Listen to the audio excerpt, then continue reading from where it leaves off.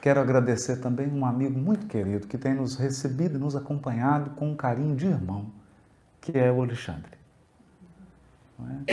Tem nos dado alegrias profundas, como foi a de hoje, uma alegria que nos causou reverência e foi visitar o local onde está o corpo material da nossa veneranda, a ministra de nosso lar, a Rainha Santa de Isabel, de Portugal, Rainha Santa de Portugal, Isabel de Aragão.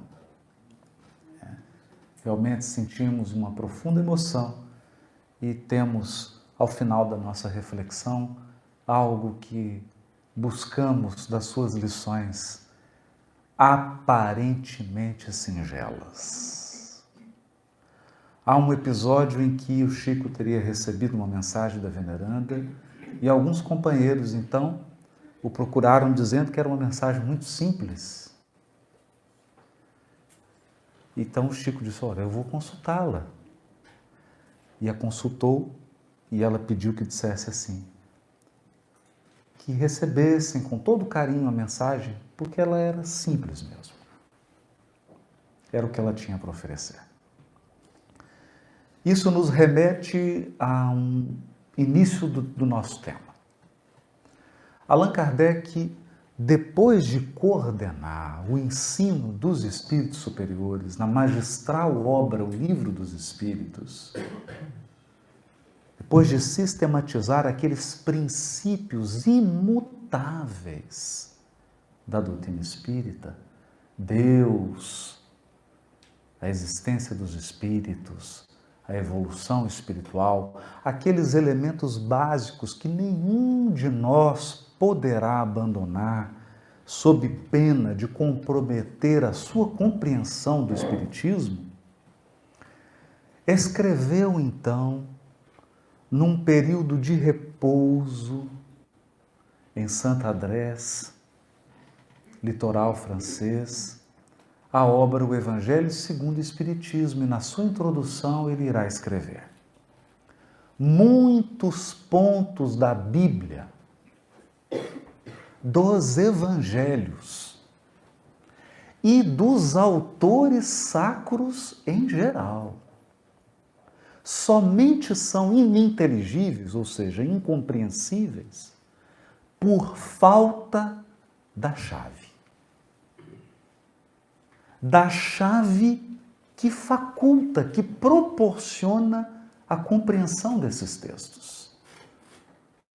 Essa chave está completa no Espiritismo. Como muitos já puderam compreender e como todos compreenderão no futuro. Por quê? Porque o Espiritismo nos traz os princípios, as leis que regem o mundo espiritual e as relações do mundo espiritual com o mundo corporal. De modo que quando alguém adentra nessa ciência espiritual, ele é capaz de afastar o maravilhoso, o miraculoso, e passa a ter uma compreensão madura, profunda e frutífera dos elementos que dizem respeito à espiritualidade. Basta recordarmos que Joana, considerada louca, recebeu esse título porque depois do seu marido, Filipe o Belo, ter morrido, ela o via percorrendo a casa. E a ignorância da época a julgava louca, porque via o espírito do próprio marido. E quantos não pagaram a própria vida à ignorância? A ignorância dos princípios espirituais que regem as nossas vidas já mataram muitos. Já levaram muitos à fogueira, já causaram muito sofrimento. Era tempo, então, através da codificação, era o momento da espiritualidade poder se manifestar sem misticismo, sem símbolos herméticos, incompreensíveis, mas de modo claro, objetivo, direto a todas as consciências encarnadas. E de posse dessas luzes, nós poderíamos resgatar o conteúdo espiritual presente nos textos ditos sagrados. E foi o trabalho feito pelo codificador. Então, logo ele organiza o Livro dos Espíritos, ele começa na Revista Espírita a abordar temas dos livros mosaicos. Ele interpreta a parábola de Adão e Eva, penetra em outros textos bíblicos, mas agora dotado dos princípios espíritas, de posse do ensino dos espíritos superiores. Então os textos ganham vida. Os textos ganham luzes. E por que não dizê-lo? Junto com o codificador, a própria vida de figuras que tiveram um papel fundamental na divulgação do cristianismo passa a ganhar um brilho inusitado. A vida de algumas figuras, como Santo Agostinho e a própria Isabel, tem uma proporção diante dos nossos olhos que não seria possível, não fosse o conhecimento das realidades espirituais. Então, dotado dessas luzes, ou com o auxílio dessas luzes, nós podemos abrir os livros iniciais da revelação monoteísta na Terra, como, por exemplo, o livro Gênesis. E vamos perceber algo que é curioso. Ao contrário de todas as literaturas religiosas da Terra, que trazem uma espécie de discurso filosófico místico, a literatura bíblica, ao contrário de todas, fala de fatos corriqueiros e inusitados da vida dos patriarcas. Se você começa a examinar a vida de Abraão, de Isaac, Jacó e outros, verá que grande parte do texto é gasto para tratar de Abraão tentando providenciar uma esposa para o filho. Da história do deslocamento e da criação de rebanhos. Aquilo é curioso. Por que fatos tão corriqueiros são retratados com minúcia em um livro religioso que procura trazer à humanidade terrena a ideia monoteísta? Por quê? Por que essa obsessão pelo cotidiano? Pela vida diária? Então nos recordamos, ao pensar nessas questões, em um livro parábola. Livro parábola. Um livro desafiador. Um livro ditado ao médium Francisco Cândido Xavier. Por quem? Pela Rainha Santa de Portugal. Veneranda. O livro se chama O Caminho Oculto. E ele está numa linguagem para crianças. E eu fico a pensar, se uma criança é capaz de apreender toda a profundidade que está nesse livro.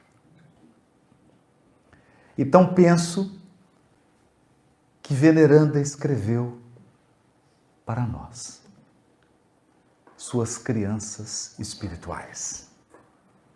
O livro começa com a história de Leonardo. Um jovem fervoroso, muito piedoso, que tinha o sonho de conhecer pessoalmente a Jesus e aprender com ele os caminhos que levam à espiritualidade superior, ao céu. E um dia, ele entra numa prece fervorosa. E Veneranda descreve essa criança como uma criança fervorosa e religiosa, mas que tinha uma profunda dificuldade em se relacionar com os outros. Será que Leonardo é mesmo uma criança ou é uma imagem dos encarnados? Ele não se dava bem com os colegas, não se dava bem com os pais, não tratava bem, mas era fervoroso. Tinha uma fé sincera, genuína. Então, após essa prece dita do mais profundo da sua alma, ele adormece. E sente-se, segundo Veneranda, como se adentrasse num veículo. E esse veículo atravessa florestas e rios e montanhas, até que chega a um lugar extremamente iluminado que lembrava o lago de Genezaré. As luzes iluminavam de um modo muito especial aquele lago. Quando ele percebe que alguns pássaros, profundamente mais belos que os pássaros vistos da terra, como que tomam pétalas com o bico e jogam no caminho. E por aquele caminho, preparado pelos pássaros, surge a figura extraordinária do Cristo. Com seu olhar, abre aspas, doce e profundo. O Cristo, então, olha para a criança e ela diz, Senhor, eu queria tanto aprender como adentrar, como ingressar no reino da paz definitiva, da luz definitiva. Me ensina. Jesus, conta a Veneranda, como se observasse a intimidade mais profunda daquela criança, simplesmente responde, eu vou te ensinar. Eu te mostrarei. Amanhã eu vou ao teu encontro. Ele então perde a visão e acorda na sua cama. Era amanhã. E com aquela impressão nítida do sonho, uma visão clara, ele ainda era capaz de ouvir aquela voz doce e enérgica dizendo, eu irei ao teu encontro.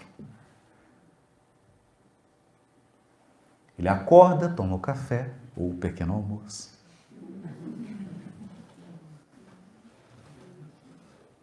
E houve um pedido do seu pai.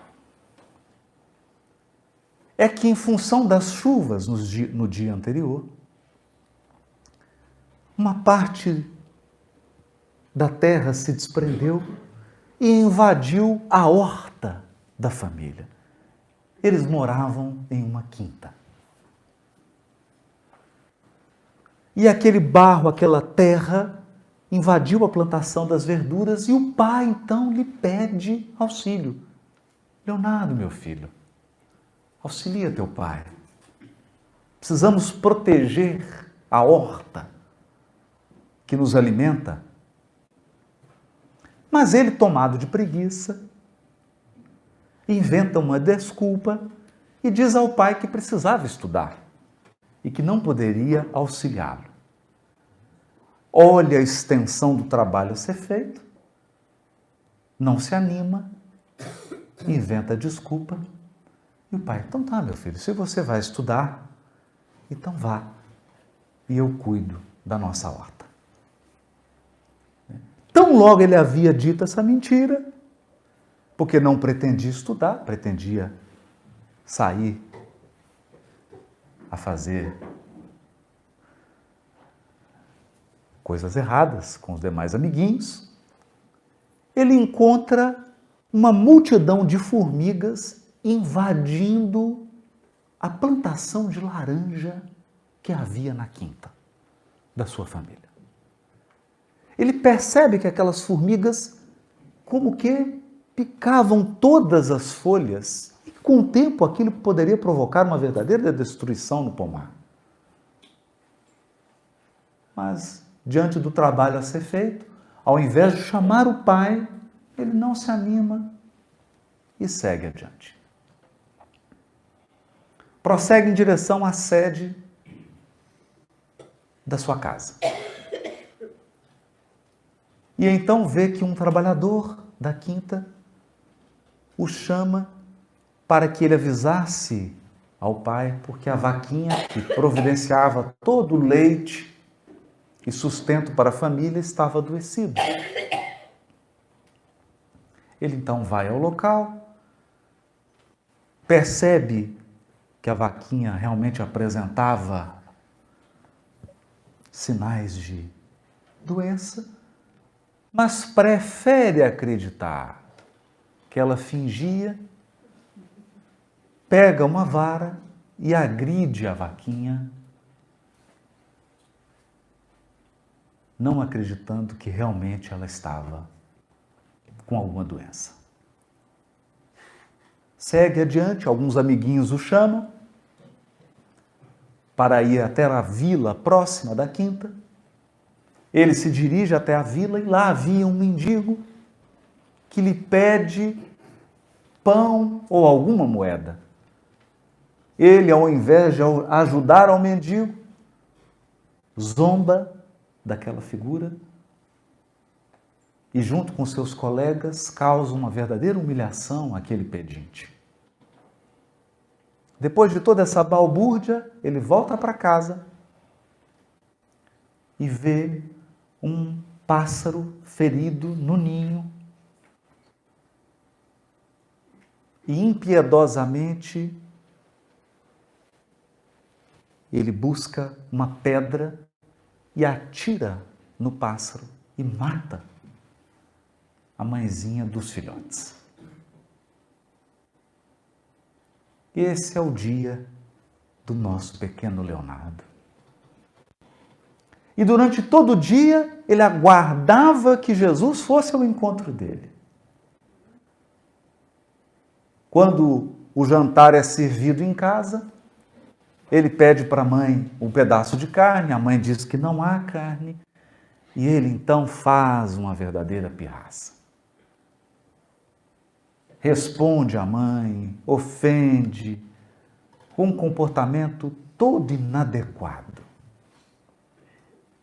A mãe o chama para fazer a prece antes de dormir e ele diz estar revoltado. Porque ele havia contado o sonho para a mãe e ficou o dia inteiro aguardando que Jesus fosse ao encontro dele. E nada. Nada de extraordinário aconteceu. Então ele adormece e novamente se vê entrando naquele mesmo veículo, passando por aquele mesmo caminho e chegando naquele lago que se assemelhava ao lago de Genezaré. Mas dessa vez o lago estava sombrio.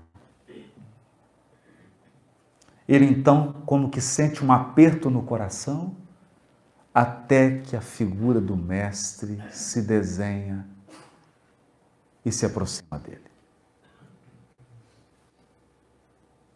Quando Jesus olha para Leonardo, nas palavras de Veneranda, o mestre trazia um olhar triste, quase de lágrimas. E ele então diz a Jesus: Mestre, você disse que iria ao meu encontro.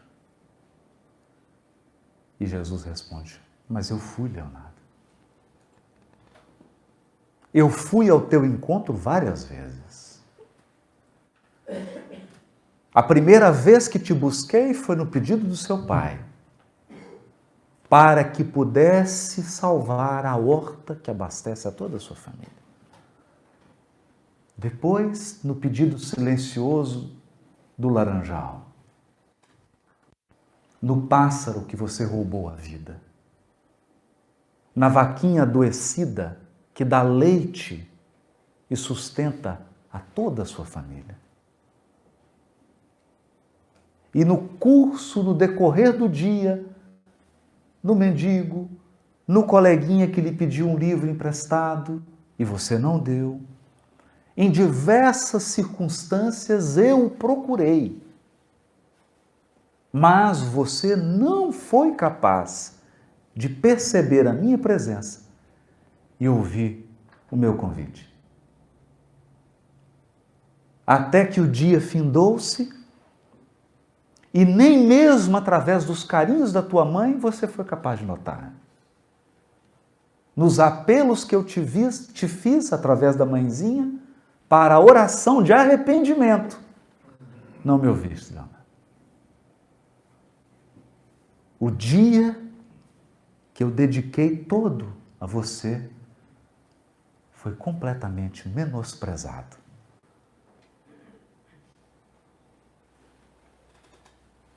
E a criança então ficou profundamente triste e percebeu a grandeza da lição. Então ele diz apenas: Senhor, eu terei uma outra chance?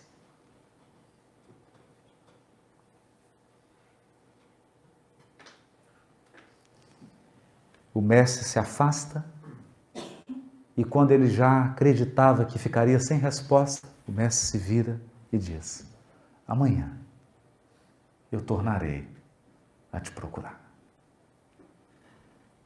E assim se encerra a parábola da veneranda. O caminho oculto. Por que oculto? Por que um caminho? Quando nós abrimos as páginas da codificação, nenhum de nós tem dificuldade em ler que a encarnação é uma jornada educativa da alma. Está lá no Livro dos Espíritos: Deus impõe a encarnação para fazermos a obra do aperfeiçoamento. No entanto, tomados talvez de um sentimento do espetacular, do extraordinário, nossos olhos e nossos corações estão em busca de fatos aparentemente extraordinários para que possamos sentir a presença de Deus na nossa vida e que possamos sentir o sentido das nossas existências. O que Veneranda tem a nos dizer é que há um caminho oculto. E esse caminho oculto é aquele em que o Criador situou as nossas almas. São as circunstâncias que compõem as nossas vidas. São os ambientes a que somos conduzidos pela providência divina. Porque lá estão as lições, os testemunhos que o Criador espera das nossas almas, a fim de que a nossa encarnação possa realmente resplandecer. Isso nos recorda uma história do próprio Evangelho. Jesus já havia anunciado por 3 vezes a sua crucificação aos apóstolos. E eles como que custaram a acreditar. Mas pense, se você estivesse ao lado do mestre e ele de 5 pães alimentasse uma multidão, se você estivesse convivendo com Jesus e ele apaziguasse a tempestade, caminhasse por sobre as águas do Tiberíades, colocasse as mãos sobre leprosos, pessoas que já não tinham determinadas partes do corpo físico, e bastava ele impor as mãos e todo o corpo era restituído à normalidade. Cegos de nascença voltavam a enxergar. Se você presenciasse esses acontecimentos por 3 anos seguidos, eu te pergunto, você acreditaria que ele seria crucificado?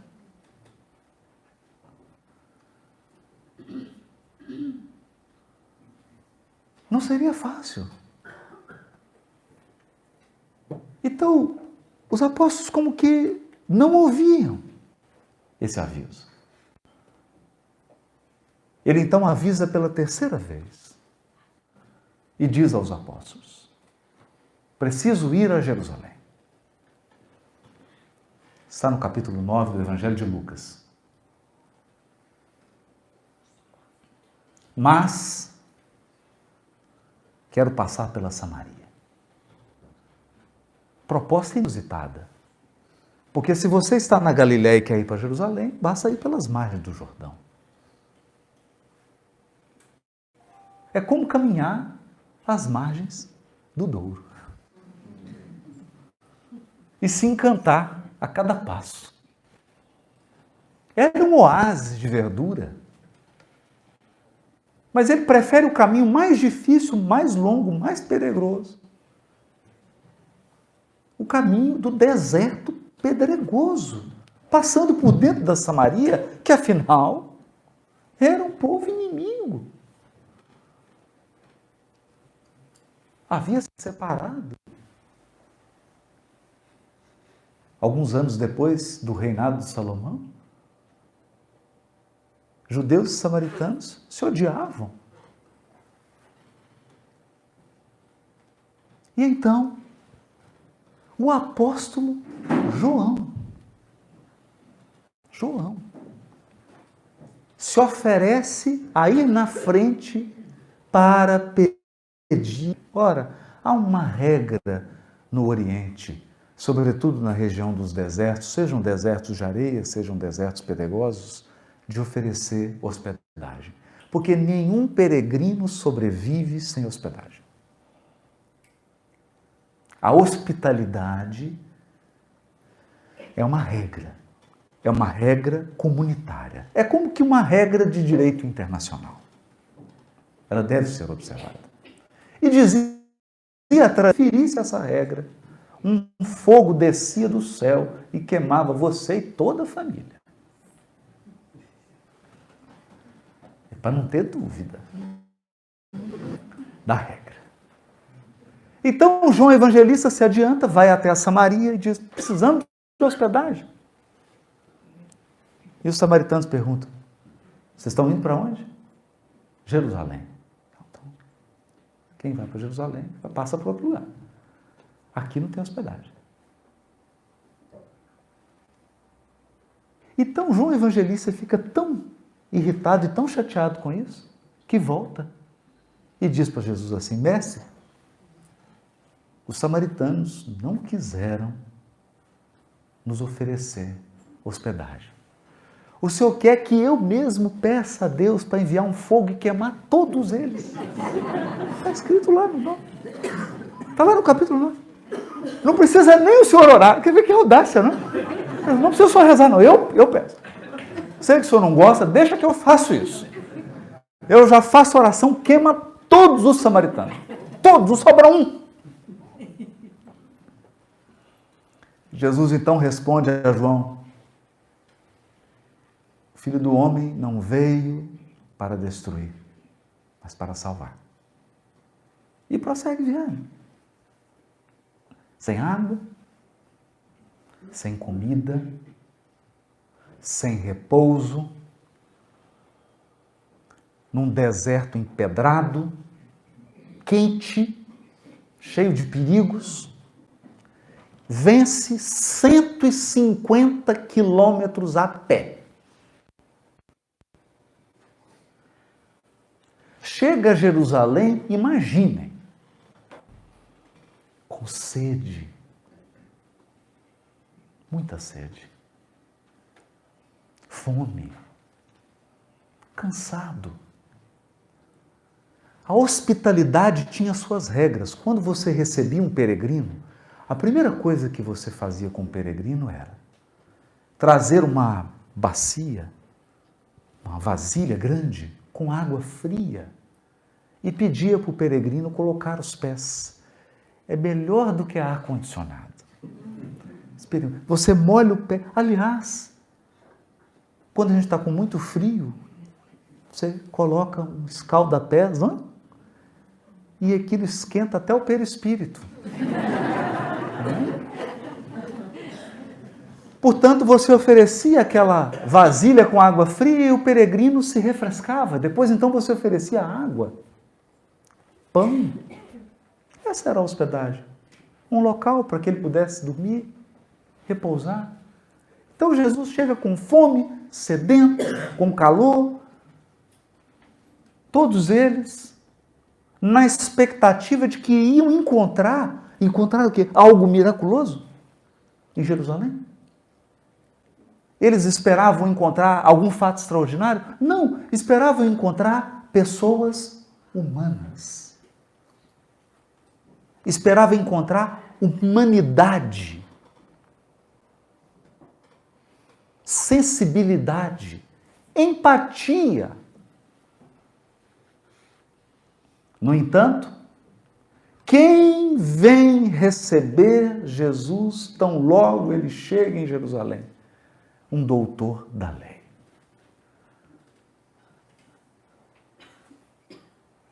Um doutor da lei. É curioso esse fato.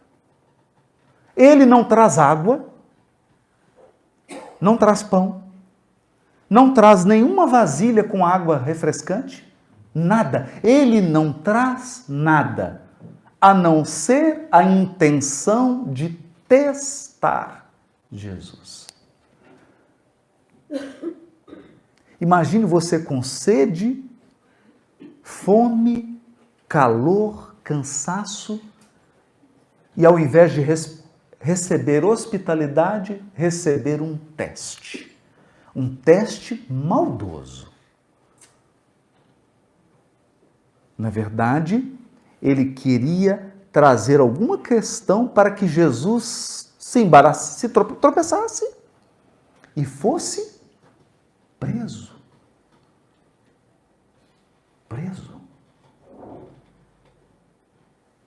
Ele queria que Jesus traísse em algum ponto a lei mosaica para que ele tivesse um motivo para prender Jesus. E é curioso, porque a pergunta do doutor da lei, por incrível que pareça, é a pergunta do menino personagem da parábola da veneranda. É a mesma pergunta. Qual o caminho? O que devo fazer para herdar a vida eterna? A paz eterna? A felicidade sem mescla? É a pergunta que está dentro de todos nós. A pergunta que move os seres humanos. O que é que eu tenho que fazer para ser feliz? Para viver em paz?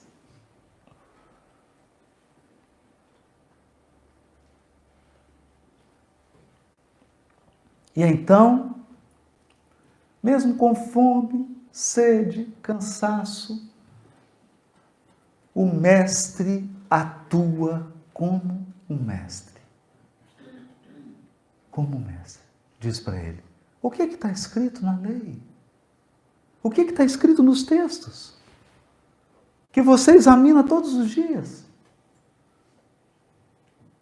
O que está escrito? Mas faz uma segunda pergunta. Como você lê? Há tanta coisa escrita na obra de Kardec, mas como que você está lendo? Com que intenção? Com que propósito você se aproxima desses textos? Que bom seria se todos nós nos aproximássemos desses textos com a intenção de vivê-los, de praticá-los nos menores gestos da nossa existência, para que a nossa vida se iluminasse da genuína espiritualidade. Como lês? E ele responde, como todos nós, citando até a questão 625. Cita perfeito. Amarás o Senhor teu Deus de todo o teu coração, de toda a tua alma, com todas as tuas forças ou com todos os teus muitos. E amarás ao teu próximo como a ti mesmo. Uma resposta perfeita. Uma resposta tão precisa que Jesus diz, muito bem. Faz isso e viverás. Faz. Faz. Você já percorreu metade do caminho, você já sabe. Metade do caminho já está percorrido. Agora coloque em prática. E então, percebam a ironia da pergunta. Agora que vem o inusitado da pergunta. Ele pergunta assim, quem é o meu próximo? Como que diante de alguém com sede, com fome, cansado, como que diante de alguém que andou 150 quilômetros, alguém que está exausto, você pergunta, quem é meu próximo?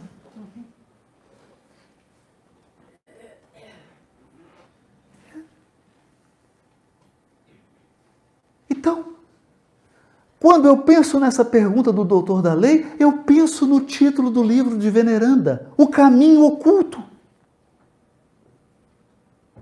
Não será o nosso semelhante o caminho oculto da nossa perfeição espiritual? Não será o nosso próximo caminho oculto? A via pela qual nós ascenderemos da terra aos mais luminosos planos da espiritualidade superior? Não foram esses os caminhos da Rainha Santa de Portugal? Não foram esses? Não foram essas as escadas que ela subiu? Então, diante de alguém tão necessitado, do mestre, ali, diante dos seus olhos, ele pergunta, quem é meu próximo?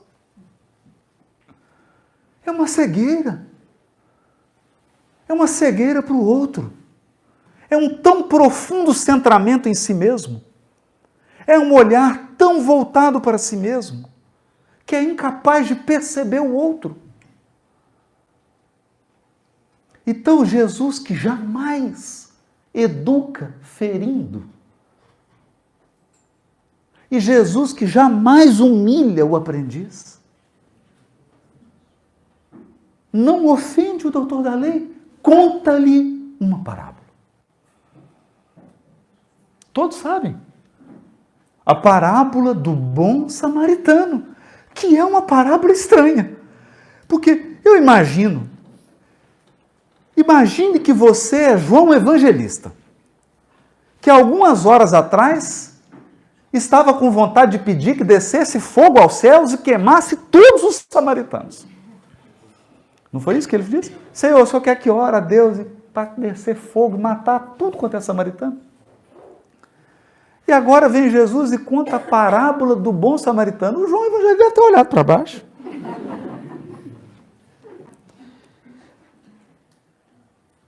Ou virado, né? Colocou 3 apóstolos na frente dele. Era uma lição. Jesus cria uma história em que a pessoa boa da história é um samaritano. Logo um samaritano. Logo alguém que era de um povo que negou hospitalidade a ele. É inusitado. Agora, a história também era amarga para o doutor da lei. Porque o samaritano era um inimigo.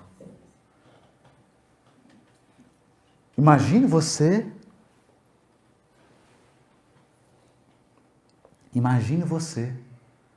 contar uma história para alguém cuja pessoa boa da história seja o inimigo. Nós temos uma tendência humana de desmerecer todos os nossos adversários. Ou de generalizar, que é pior. De generalizar. As generalizações são um perigo.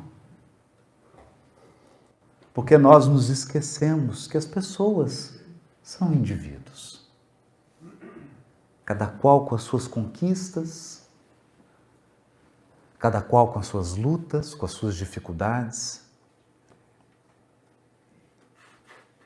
Então ficou ali o doutor da lei, um pouco cabisbaixo, João Evangelista e os apóstolos também um pouco cabisbaixos, e prossegue a história do bom samaritano. Que não nos vem ao caso aqui adentrar na interpretação da parábola, eu só gostaria de chamar a atenção para um ponto. O doutor da lei começa perguntando: quem é meu próximo? E Jesus, porque imagino se fosse eu alimentado, depois de tomar água, já sou grosseiro, imagina com fome. Eu estando bem já sou grosseiro, imagina com fome, sede, cansado. O que você responderia? Sou eu, seu cego. O próximo sou eu. Você não percebeu? Que eu estou com fome, estou com sede, estou cansado. Não é? A gente responderia sim, na bucha, não é? Cansado? 150 quilômetros caminhando? Não. Jesus conta toda a parábola. E nessa parábola, um homem não identificado, não se sabe o nome, não se sabe de que país ele é, de que religião ele é, de onde ele veio, para onde ele ia. Um ser humano.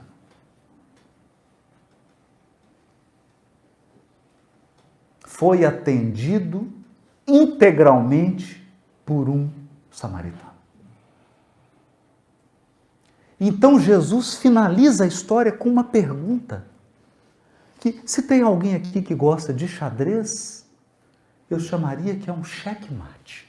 Checkmate é uma jogada do xadrez quando acabou o jogo. A pergunta é, ele pergunta para o doutor da lei, quem é o próximo do homem que caiu? Percebem que a pergunta mudou? O doutor da lei perguntou, quem é meu próximo? E Jesus devolve a pergunta para ele, quem é o próximo daquele que caiu? Aqui tem uma peculiaridade.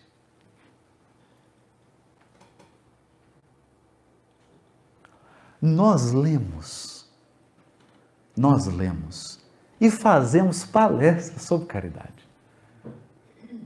Eu me lembro jovem falando sobre fora da caridade não há salvação. E os jovens são entusiasmados, né? E falava com aquela empolgação, fora da caridade não há salvação. Por quê? Porque eu sempre imaginei eu fazendo caridade. Não é assim? A gente nunca imagina recebendo a caridade.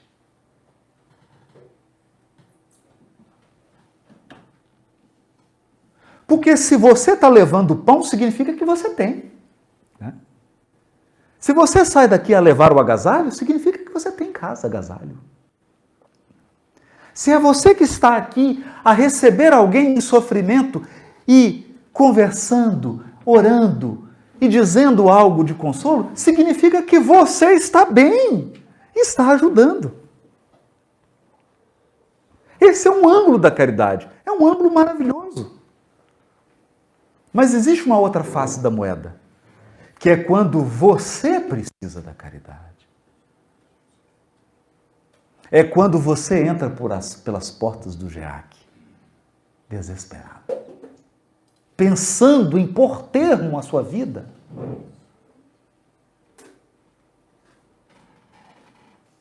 Ou sofrendo amargamente porque perdeu uma pessoa querida.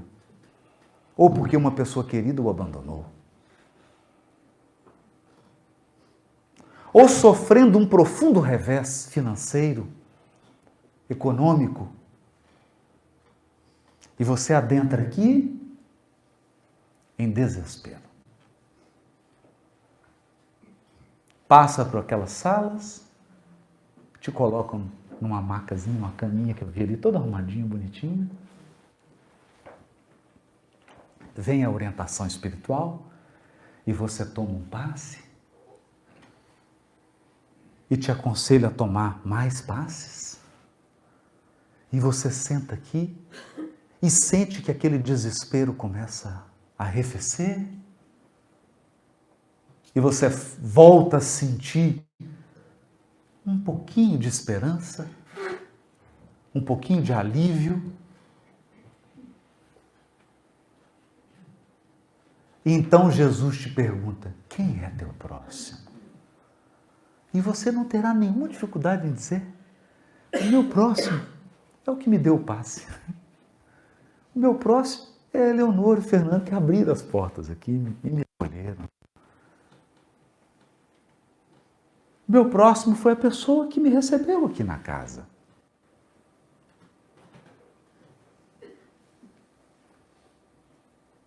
E quando você está em necessidade e recebe a caridade de alguém, você não pergunta.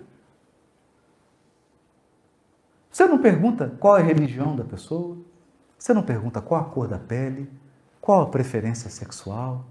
Você não pergunta nada, você recebe. Você recebe. Não pergunta nada. Eu me recordo certa vez que fazíamos uma palestra no interior do Rio, era num ginásio, então acabou, e nós estávamos com a presidente da Federação Espírita do Estado de Goiás, na época, Ivana Raiski, estava do nosso lado. Então acabou a palestra e formou-se uma fila, e o primeiro da fila era um jovem que devia ter uns 17 para 18 anos. Ele então se aproximou, olhou para mim e disse assim, eu vou te dar uma chance. Achei diferente aquilo, né? Sim. Fiquei ouvindo, sem entender. Ele disse assim, eu ia me suicidar hoje. Então eu fiquei branco. Era a primeira vez que eu havia passado por uma experiência como aquela. Eu ia me suicidar hoje. Mas ouvindo essa palestra, eu vou te dar uma chance. Diz para mim. Não vou me suicidar.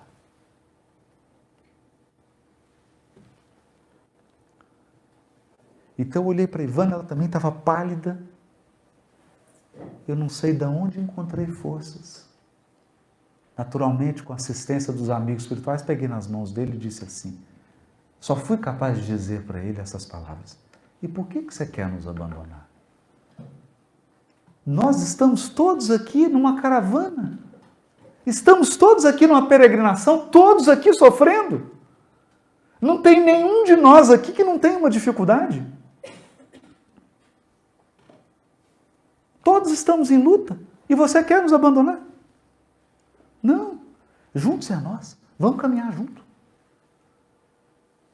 Todos aqui trazemos dores. Porque a vida é assim. A vida é assim. Quando você tem dinheiro, falta saúde. Aí você tem saúde, falta dinheiro. Tem dinheiro, tem saúde, aí tem um problema na família. Não é assim? Nunca está tudo bem. Nunca está tudo bem. Sempre tem um ponto. Sempre tem um ponto. Há um poeta norte-americano chamado Robert Frost. Um poeta, assim, mal-humorado. Ele é meio triste, assim. E ele diz, olha que amargor. Robert Frost, num de seus poemas, diz assim, a felicidade compensa de um lado o que ela tira do outro. Eu, quando li isso, falei, meu Deus, coisa amarga, né? Que verso amargo. Mas tem um fundo de verdade, não é? Tem sempre alguma coisa. O da família sempre tem um ponto que está faltando. Sempre. Então me lembrei desses versos e disse para ele, estamos todos em dificuldade, fica conosco, vamos caminhar juntos por esse caminho oculto. Então, de posse dessas lições da nossa veneranda, a entidade em nosso lar que tem o maior número de bônus horas. E olha que ela é a Rainha Santa de Portugal. Vê que não tem privilégio. Você chega lá e fala assim, eu sou de Coimbra. Tem um lugar especial aqui. Ela falou, conversa com a Rainha Santa. E aí ela vai falar, quantos bônus horas você tem? Por enquanto, nenhum. A entidade que mais bônus horas tem na colônia espiritual de nosso lar. Cansavelmente trabalha.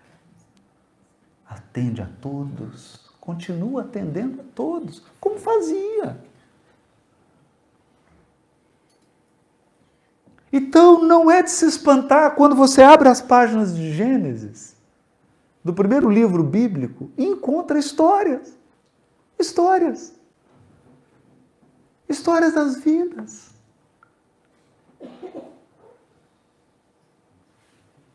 Porque nós vamos aprendendo ao longo do tempo que a verdadeira evangelização das nossas almas são as nossas vidas. Onde você nasce, a família que você nasce, onde você vai morar, a profissão que você vai exercer, as pessoas que vão cruzar seu caminho. São caminhos ocultos. Lições profundas, profundas, profundas e profundas, dadas no silêncio. No silêncio das nossas vidas. E por isso gostaríamos de encerrar, abrindo para a fase de perguntas, né, Leonor? Com a mensagem do Espírito Emmanuel, está no livro Fonte Viva, capítulo 179, intitulada Reparemos Nossas Mãos. Curioso o título, porque em português, tanto do Brasil quanto de Portugal, o verbo reparar tem dois sentidos. Tem um sentido de olhar, fitar, e tem um sentido de consertar. Reparar. Reparemos nossas mãos é um convite duro para você olhar para elas e para consertá-las. Então, Emmanuel se baseia num versículo do Evangelho de João, capítulo 20, versículo 20, que diz assim: mostrou-lhes as mãos. Esse é o texto de quando Jesus aparece imortal. Imortal. Não haveria cristianismo não fosse a imortalidade da alma. Se Jesus não houvesse demonstrado a imortalidade da alma aos apóstolos, o cristianismo tinha morrido 2 anos depois. Então Cristo aparece na imortalidade gloriosa e mostra as mãos. Que gesto curioso! Porque tudo em Jesus é digno de um mestre. Não podemos imaginar no Cristo algum ato que não seja meticulosamente escolhido para nos ensinar algo. Então ele poderia ter chegado, feito qualquer coisa, mas não, ele chegou e mostrou as mãos. E as mãos dele estavam cheias de marcas. Primeiro, as marcas do trabalho na carpintaria. Depois, as marcas da cruz. Emmanuel, aproveitando desse tema, desse motivo musical, diz assim: reaparecendo aos discípulos depois da morte, eis que Jesus, ao se identificar, deixa-lhes ver o corpo ferido, mostrando-lhes destacadamente as mãos. As mãos que haviam restituído a visão aos cegos. Mãos que haviam levantado paralíticos. Mãos que haviam curado enfermos e abençoado velhinhos e crianças. Traziam as marcas do sacrifício. Traspassadas pelos cravos da cruz, lembravam-lhe a suprema renúncia. As mãos do divino trabalhador não recolheram do mundo apenas calos do esforço intensivo na charrua do bem. Receberam feridas sanguinolentas e dolorosas.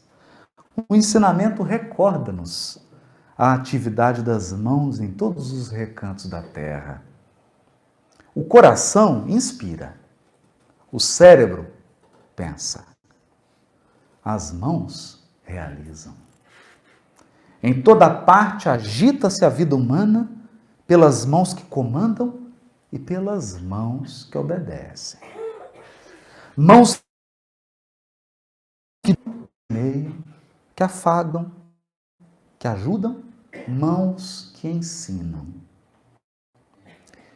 E mãos que matam, que ferem, mãos que apedrejam, que incendeiam, que amaldiçoam. Todos possuímos nas mãos antenas vivas por onde se nos exterioriza a vida espiritual. Olha isso. A nossa vida espiritual, o teor, a qualidade da nossa vida espiritual, a qualidade da nossa espiritualidade, da nossa religiosidade, se exterioriza pelas nossas mãos. Pelo que fazemos. Reflete, pois, sobre o que fazes a cada dia. É a história do menino Leonardo. Não é? Reflete no que fazes a cada dia. Não ouvides que, além da morte, nossas mãos exibem os sinais de nossa passagem pela terra. As mãos do Cristo, o eterno bem, revelavam as chagas obtidas na divina labor. As tuas mãos, amanhã, igualmente falarão de ti.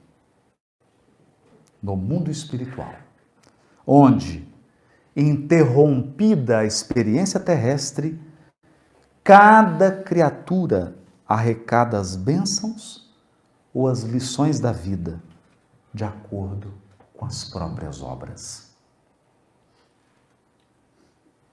Então, que as nossas mãos, em oculto, possam, doravante, revelar a qualidade de espiritismo que já brilha em nossas almas. são os nossos votos. Muito obrigado.